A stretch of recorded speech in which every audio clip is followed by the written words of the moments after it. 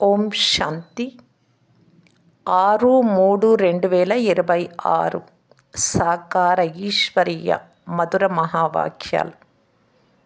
మధురమైన పిల్లలారా, సత్యమైన ముక్తినిచ్చే సైన్యంగా అయ్యి అందరినీ పాత ప్రపంచం నుండి పుణ్య ప్రపంచంలోకి తీసుకెళ్ళాలి. మునిగిపోయిన అందరి నావలను ఆవలి తీరానికి చేర్చాలి. ప్రశ్న: ప్రతి ఒక్కరి బుద్ధిలో ఏ నిశ్చయము నెంబర్ వార్గా కూర్చుంటుంది? జవాబు: పతిత పావనులైన మన అత్యంత ప్రియమైన బాబా మనకు స్వర్గ వారసత్వాన్ని ఇస్తూ ఉన్నారు అనే నిశ్చయం ప్రతి ఒక్కరి బుద్ధిలో ఒకే విధంగా ఉండదు, నెంబర్ వార్గా కూర్చుంటుంది. ఎవరికైనా పూర్తి నిశ్చయము కలిగినా మాయ ఎదురుగానే నిలబడి ఉంది. తండ్రిని మర్చిపోతారు, ఫెయిల్ అవుతారు. ఎవరికి నిశ్చయం ఉంటుందో వారు పావనమయ్యే పురుషార్థం చేయడంలో లీనమై ఉంటారు. ఇప్పుడు ఇంటికి వెళ్ళాలి అని వారి బుద్ధిలో ఉంటుంది. ఇది నిశ్చయం గురించి బాబా చెప్తూ ఉన్నారు. పరిశీలించుకోవాలి. నేను ఈ విధంగా ఉన్నానా? ఉంటేనే పూర్తి నిశ్చయం ఉన్నట్టు. పూర్తి నిశ్చయం ఉంటే పురుషార్థం చేయకుండా ఉండలేరు. అదే బాబా చెప్తున్నారు. ఓం శాంతి. మధురాతి మధురమైన అపురూపమైన పిల్లలకు గుడ్ మార్నింగ్. సత్యుగంలో సదా good morning, good day, good evening, good night అన్నీ గుడ్గానే మంచిగానే ఉంటాయి. ఇక్కడ గుడ్ మార్నింగ్ లేదు, గుడ్ నైట్ లేదు. అన్నిటికంటే చెడ్డది రాత్రి, అన్నింటికంటే మంచిదేది ఉదయం. దానిని మీరు అమృత వేళ అని అంటారు. మీకు అన్ని సమయాలు మంచిగానే ఉన్నాయి. ఇప్పుడు మీరు యోగేశ్వరులు, యోగేశ్వరీలుగా ఉన్నారు. ఈశ్వరుడు మీకు తండ్రి. వారు వచ్చి మీకు ఈ యోగాన్ని నేర్పిస్తున్నారు. అనగా పిల్లలైన మీకు ఒక్క ఈశ్వరుడితోనే యోగం ఉంది. పిల్లలైన మీరు యోగేశ్వరులైన తర్వాత జ్ఞానేశ్వర తండ్రిని గురించి తెలిసింది. యోగం చేసిన తర్వాత తండ్రి మీకు పూర్తి సృష్టి చక్రం అంతటి జ్ఞానము తెలియజేస్తారు. దీనివలన మీరు కూడా జ్ఞానేశ్వరులుగా అవుతారు. ఈశ్వరుడైన తండ్రి వచ్చి పిల్లలకు జ్ఞాన యోగాలు నేర్పిస్తారు. ఏ ఈశ్వరుడు? నిరాకార తండ్రి. ఇప్పుడు బుద్ధిని ఉపయోగించండి. ఇప్పుడు గురువులకైతే అనేక మతాలు ఉన్నాయి, అనేక అభిప్రాయాలు. కొంతమంది కృష్ణుడితో యోగం చేయమంటారు, అతడి చిత్రాన్ని కూడా ఇస్తారు. కొంతమంది సాయిబాబాను, కొంతమంది మహర్షి బాబాను, కొంతమంది ముస్లింల బాబాను, కొంతమంది పార్సీల బాబాను. అందరినీ బాబా బాబా అని అంటూ ఉంటారు. అందరూ భగవంతులే అని అంటారు. మనుషులెవ్వరూ భగవంతుడిగా అవ్వలేరు అని ఇప్పుడు మీకు తెలుసు. లక్ష్మీనారాయణలను కూడా భగవాన్, భగవతి అని అనరు. భగవంతుడు ఒక్క నిరాకారుడు మాత్రమే. వారు సర్వాత్మలకు తండ్రి. వారిని శివబాబా అని అంటారు. మీరు జన్మాంతరాలు సత్సంగాలు చేస్తూ వచ్చారు. ఎవరో ఒక సన్యాసి, సాధువు, పండితుడు మొదలైన వారు తప్పకుండా ఉంటారు. జనులు వారిని గురువుగా భావిస్తారు. మాకు కథ వినిపిస్తున్నారు అని అంటారు. సత్యుగంలో కథలు మొదలైనవేవి ఉండవు. తండ్రి కూర్చొని అర్థం చేయిస్తూ ఉన్నారు. కేవలం భగవంతుడు, ఈశ్వరుడు అన్నందున అనుభవం అవ్వదు. వారు తండ్రి అయినందున, బాబా అన్నందున సంబంధము, స్నేహము పూర్ణమవుతుంది. మనం బాబా మమ్మాల పిల్లలుగా అయ్యామని మీకు తెలుసు. అందువలన మనకు స్వర్గ సుఖాలు లభిస్తాయి. మనము సత్సంగం ద్వారా మనుషుల నుండి దేవతలుగా లేక నరకవాసుల నుండి స్వర్గవాసులుగా అవుతాము అని భావించే సత్సంగాలు ఏవీ లేవు. ఇప్పుడు సత్యమైన తండ్రితో మీకు సాంగత్యం ఏర్పడింది.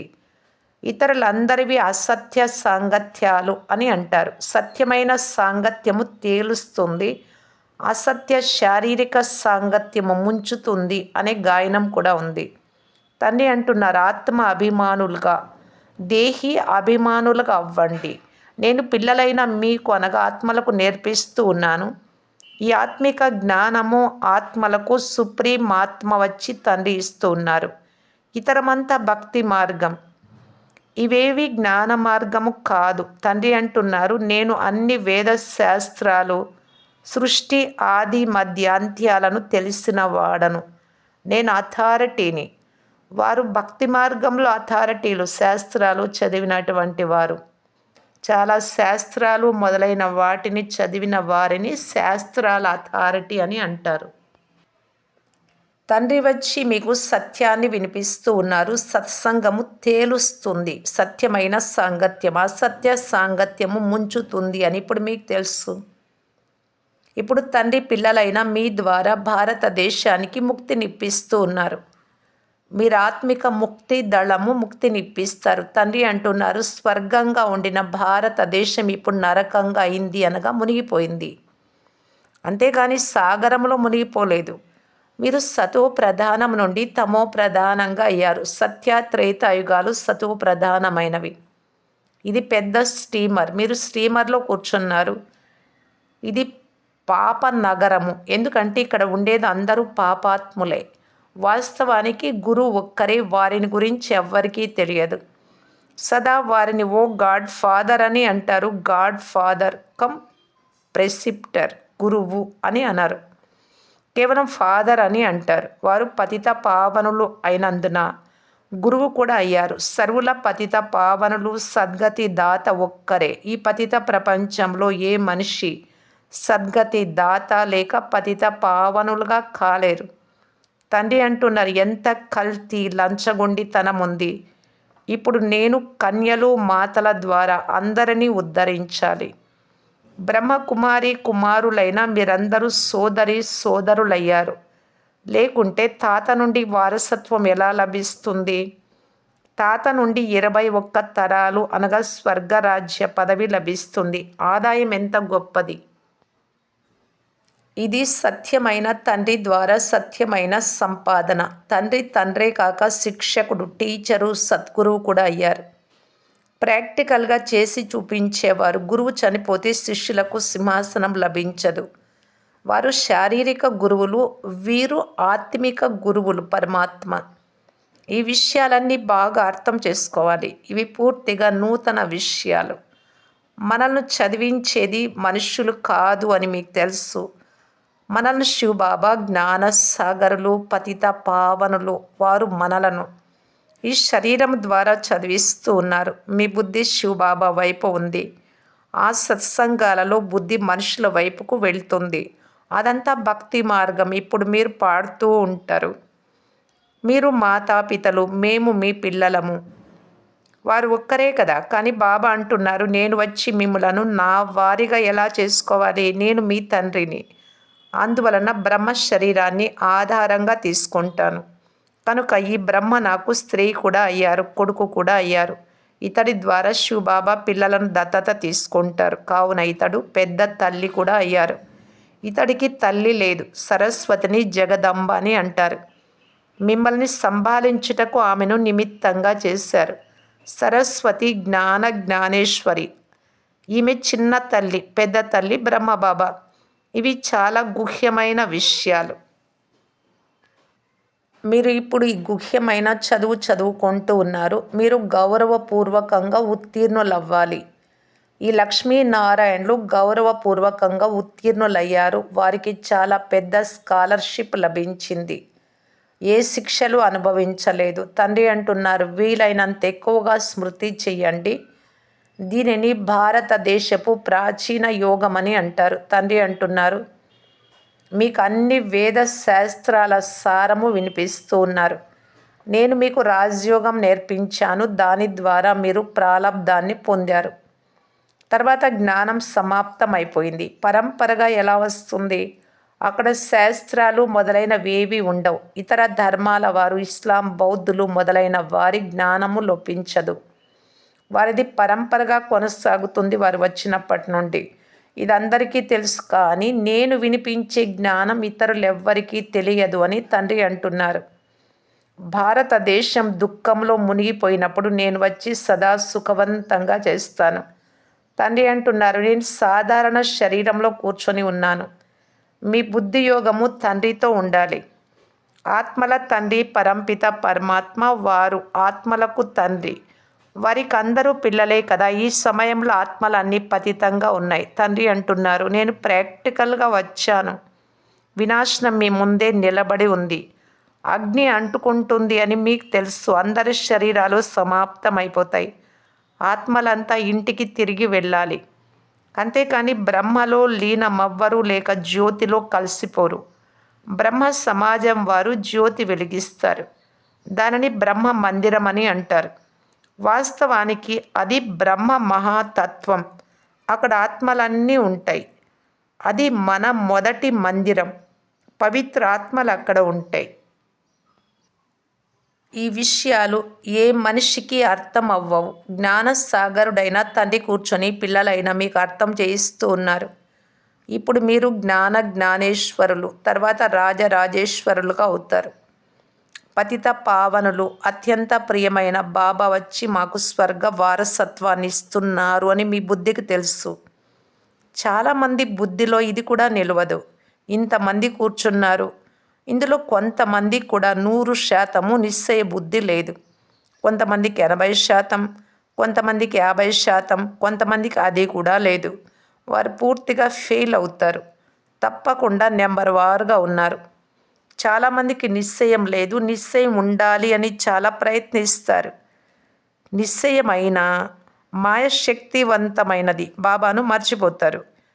ఈ బ్రహ్మ స్వయంగా చెప్తున్నారు, నేను పూర్తి భక్తుడిగా ఉండినాను.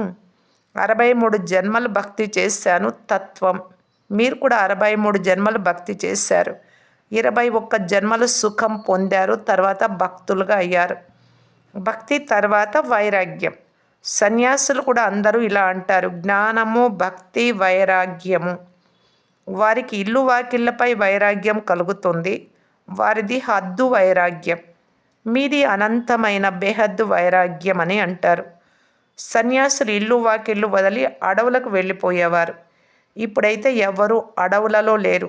అన్ని కుటీరాలు ఖాళీగా ఉన్నాయి. ఎందుకంటే మొదట సతో ప్రధానంగా అయ్యారు, ఇప్పుడు తమో ప్రధానంగా అయ్యారు. ఇప్పుడు వారిలో ఏ శక్తి లేదు. లక్ష్మీనారాయణల రాజధానిలో ఉన్న శక్తి పునర్జన్మలు తీసుకుంటూ ఇప్పుడు ఎక్కడికి వచ్చి చేరుకున్నారో చూడండి. శక్తి కొంచెం కూడా లేదు. ఇక్కడి ప్రభుత్వం కూడా మేము ధర్మాన్ని ఒప్పుకోము అని అంటున్నారు. ధర్మంలో చాలా నష్టం ఉంది. పోట్లాడుతూ, జగడాలాడుతూ అన్ని ధర్మాల వారు ఒక్కటిగా అవ్వాలి అని సమావేశాలు జరుపుకుంటూ ఉంటారు. కానీ ఒక్కటిగా ఎలా అవుతారు అని వారిని అడగండి. ఇప్పుడు అందరూ వాపస్ వెళ్తారు ఇంటికి. బాబా వచ్చారు. ఈ ప్రపంచం ఇప్పుడు శ్మశానంగా అవుతుంది. ఇది వెరైటీ వృక్షం. కావున ఒక్కటిగా ఎలా అవుతారు అన్ని ధర్మాల వారు? కొంచెం కూడా అర్థం చేసుకోరు. భారతదేశంలో ఒకే ధర్మం ఉండేది. వారిని అద్వైత ధర్మానికి చెందిన దేవతలని అంటారు. ద్వైతం అనగా దైత్యులు. బాబా అంటున్నారు, మీ ధర్మం చాలా సుఖంనిస్తుంది. పునర్జన్మలు తీసుకొని మనం మళ్ళీ 84 జన్మలు అనుభవించాలి అని మీకు తెలుసు. మనం 84 జన్మలు తీసుకున్నాము అని నిశ్చయం ఉండాలి. మనమే వెళ్ళి మళ్ళీ రావాలి. భారతవాసులకు మాత్రమే అర్థం చేయిస్తూ ఉన్నారు. మీరు 84 జన్మలు పూర్తి చేశారు. ఇప్పుడు ఇది మీ అనేక జన్మల అంతిమ జన్మ. కేవలం ఒక్కరికే కాదు, పాండవ సైన్యానికి తెలుపుతూ ఉన్నారు. మీరు మార్గదర్శకులు. మీరు ఆత్మిక యాత్ర నేర్పిస్తారు. అందువలన మిమ్ములను పాండవ సైన్యం అని అంటారు. రాజ్యం ఇప్పుడు కౌరవులది కాదు, పాండవులది కాదు. వారు ప్రజలే, మీరు కూడా ప్రజలే. కౌరవ పాండవులు సోదరులు. పాండవుల వైపు పరంపిత పరమాత్మ ఉన్నారు అని అంటారు. తండ్రి వచ్చి మాయపై విజయం పొందడం మీకు నేర్పిస్తారు. మీరు ఆది సనాతన దేవి దేవతా ధర్మానికి చెందిన అహింసకులు. అహింసో పరమో ధర్మం. ముఖ్యమైనది కామ ఖడ్గమును ఉపయోగించరాదు. భారతవాసులు గోవులను చంపకుండుటే అహింస అని భావిస్తారు. కానీ బాబా అంటున్నారు, కామ ఖడ్గాన్ని ఉపయోగించకండి. దీనిని చాలా పెద్ద హింస అని అంటారు. సత్యుగంలో కామం అనే ఖడ్గం కానీ గొడవలు కానీ ఏవీ లేవు. ఇక్కడైతే కామము ఉంది, క్రోధము ఉంది, రెండు ఉన్నాయి. కామ ఖడ్గమే ఆది మధ్య అంత్యాలు దుఃఖం ఇస్తుంది. మీరు మెట్లు దిగుతూ వస్తారు. భారతవాసులైన మీరే 84 జన్మలు తీసుకున్నారు. ఈ లక్ష్మీనారాయణల రాజ్యం ఉండేది. తర్వాత పునర్జన్మలు తీసుకుంటారు. ఒక్కొక్క జన్మ ఒక్కొక్క మెట్టు. ఇక్కడ నుండి మీరు ఒక్కసారిగా ఇప్పుడు పైకి ఎగురుతారు. 84 మెట్లు దిగేందుకు మీకు 5000 సంవత్సరాలు వస్తుంది. ఇక్కడ నుండి ఒక్క సెకండ్లో పైకి ఎక్కిపోతారు. సెకండ్లో జీవన్ముక్తినిచ్చేది ఎవరు? తండ్రి. ఇప్పుడు అందరూ ఒక్కసారిగా క్రింద పడి ఉన్నారు. ఇప్పుడు తండ్రి అంటున్నారు, కేవలము ఇప్పుడు మీరు నన్ను మాత్రమే స్మృతి చేయండి. ఇది బుద్ధిలో గుర్తుంచుకోవాలి. ఇప్పుడు నాటకం పూర్తి అయింది, మనం తిరిగి ఇంటికి వెళ్ళాలి. మనము మన తండ్రిని, ఇంటిని స్మృతి చేయాలి. మొదట తండ్రిని స్మృతి చేయండి, వారే మీకు ఇంటికి వెళ్ళే మార్గాన్ని చూపిస్తారు. తండ్రి స్మృతి ద్వారానే వికర్మల వినాశనం అవుతాయి. బ్రహ్మతత్వాన్ని స్మృతి చేసినందున ఒక్క పాపం కూడా తొలగిపోదు. పతిత పావనులు ఒక్క పరంపిత పరమాత్మ మాత్రమే. వారు పావనంగా ఎలా చేస్తారు ఈ ప్రపంచంలో ఎవ్వరూ అర్థం చేసుకోలేరు. తండ్రి వచ్చి స్వర్గస్థాపన తప్పకుండా చేయాలి. తండ్రి వచ్చారు కనుక మీరు వారి జయంతిని జరుపుతారు. శివరాత్రి రూపంలో ఎప్పుడు వచ్చారు, ఈ గడియలో, ఈ తిథి తారీఖులలో వచ్చారు అని చెప్పలేరు. శివబాబా ఎప్పుడు వచ్చారు ఎలా చెప్పగలరు? అనేక సాక్షాత్కారాలు అవుతాయి. మొదట మీరు సర్వవ్యాపి అని భావించేవారు, లేక ఆత్మనే పరమాత్మ అని అనేవారు తండ్రిని. ఇప్పుడు యథార్థం తెలిసిపోయింది. బాబా ప్రతిరోజు రహస్యమైన విషయాలను వినిపిస్తూ ఉన్నారు. సాధారణ పిల్లలైన మీరు ఎంత గొప్ప జ్ఞానాన్ని చదువుకుంటూ ఉన్నారు. మంచిది. మధురాతి మధురమైన అపురూపమైన పిల్లలకు మాతాపిత బాప్దాదాల ప్రియ స్మృతులు మరియు గుడ్ మార్నింగ్. ఆత్మిక పిల్లలకు ఆత్మిక తండ్రి నమస్తే. ధారణ కొరకు ముఖ్య సారము. ఫస్ట్ పాయింట్, గౌరవపూర్వకంగా ఉత్తీర్ణులయ్యేందుకు శిక్షల నుండి తప్పించుకునే పురుషార్థం చేయాలి. స్మృతిలో ఉంటేనే స్కాలర్షిప్ తీసుకునేందుకు అధికారులుగా అవుతారు. సెకండ్ పాయింట్, సత్యమైన పాండవులుగా అయ్యి అందరిచే ఆత్మిక యాత్ర చేయించాలి. ఏ విధమైన హింస చేయరాదు. వరదానము, లైట్ హౌస్ యొక్క స్థితి ద్వారా పాప కర్మలను సమాప్తం చేసే పుణ్యాత్మాభవ. ఎక్కడ లైట్ ఉంటుందో అక్కడ ఏ పాప కర్మ జరగదు. కనుక సదా లైట్ హౌస్ స్థితిలో ఉండుట వలన మాయ ఏ పాప కర్మ చేయించలేదు. సదా పుణ్యాత్మలుగా అయిపోతారు. పుణ్యాత్మ సంకల్పంలో కూడా ఏ పాప కర్మ చేయలేదు. ఎక్కడ పాపం ఉంటుందో అక్కడ తండ్రి యొక్క స్మృతి ఉండదు. కనుక నేను పుణ్యాత్మను, పాపము నా ముందుకు రాలేదు అని దృఢ సంకల్పం చేయండి. స్వప్నము లేక సంకల్పంలో కూడా పాపాన్ని రానివ్వకండి. స్లోగన్, ఎవరైతే ప్రతి దృశ్యాన్ని నేను ఆత్మ అనే భావనతో సాక్షిగా ఉండి చూస్తారో వారే సదా హర్షితంగా ఉంటారు. అవ్యక్త సూచన, నిశ్చయం యొక్క పునాదిని గట్టి చేసుకొని సదా నిర్భయులుగా నిశ్చింతలుగా ఉండటానికి బాప్దాదా ఈ విధంగా తెలియజేస్తున్నారు. నిశ్చయ బుద్ధి కలిగిన పిల్లలు సదా హర్షితంగా నిశ్చింతగా ఉంటారు. చింత సంతోషాన్ని సమాప్తం చేస్తుంది. నిశ్చింతగా ఉంటే సదా సంతోషంగా ఉంటారు. ఏ విషయంలో అయినా ఇది ఎందుకు ఇలా జరిగింది, ఎలా జరిగింది, ఏమవుతుంది అనే ప్రశ్నలు వచ్చినప్పుడు చింత ఉంటుంది. ఏ విషయానికి ఇలాంటి ప్రశ్నలు వచ్చినా ఏమిటి, ఎందుకు, ఎలా, ఇవన్నీ చింత యొక్క అలలు. నా ద్వారానే ఎందుకు జరుగుతుంది, నాకే ఎందుకు జరుగుతోంది, నా వెనుక ఈ బంధనాలు ఎందుకు, నా వెనుక మాయ ఎందుకు వస్తుంది, నా లెక్కాచారమే ఎందుకు కఠినంగా ఉంది అని చాలామంది అంటారు. కనుక ఎందుకు అనేది వచ్చింది అంటే ఏ విషయంలో వచ్చినా చింత యొక్క అల వచ్చినట్లే. ఎవరైతే ఈ చింతల నుండి అతీతంగా ఉంటారో వారే నిశ్చింతగా ఉంటారు. కనుక నిశ్చింతగా ఉండండి అని బాబా తెలియజేస్తూ ఉన్నారు. ఓం శాంతి.